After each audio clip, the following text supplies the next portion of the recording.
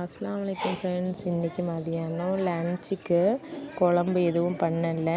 மோர் குழம்பு செஞ்சு ரொம்ப நாள் ஆகுதுன்னு சொல்லிட்டு மோர் குழம்பு எப்படி செய்கிறதுன்னு பார்த்தீங்கன்னா, எண்ணெயை ஊற்றிட்டு ஒரு பாத்திரத்தில் கடுகு ஜீரகமும் போட்டுருங்க. அது பொரிஞ்சோடனே கருவேப்பிலை போட்டுருங்க. அப்புறம் ஒரு மிக்ஸி ஜாரில் பச்சை மிளகாய், இஞ்சி, கொத்தமல்லி, அதுக்கப்புறமேட்டு கருவேப்பிலை இதை அரைச்சி போட்டுடணும். போட்டு நல்லா கொஞ்சம் பொரிய விடுங்க.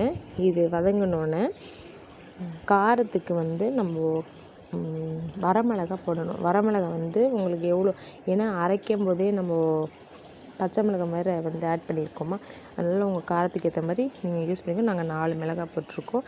நெக்ஸ்ட்டு பார்த்திங்கன்னா பெருங்காயத்தூள் கொஞ்சம் போட்டுக்கணும். பெருங்காயத்தூள் கொஞ்சம் போட்டுட்டு அதுக்கப்புறம் தயிர் எப்பவுமே கடையில் வாங்க மாட்டோம், உர ஊற்றி வச்சுருப்போம். அதனால் தயிர் நல்லா பார்க்கவும் நல்லா கெட்டியாக இருந்தது, நல்லா இருந்தது. ஒவ்வொரு தயிர் ரொம்ப புளிப்பாக இருக்கும் கடையில் வாங்கினா, அதெல்லாம் வீட்டில் உர ஊற்றி வச்சுக்கிட்டா நல்லாயிருக்கும். அதனால் தயிர் ஊற்றிக்கோங்க. அது நல்லா கிளற விட்டுட்டு வேண்டிய அளவு உப்பு போட்டுட்டு மஞ்சத்தூள் கொஞ்சம் ஆட் பண்ணிக்கோங்க. பார்க்கவே சூப்பராக இருக்கும். மோர் குழம்பு ரெடி ஆயிடுச்சு.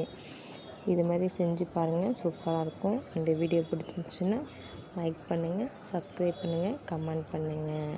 Bye friends.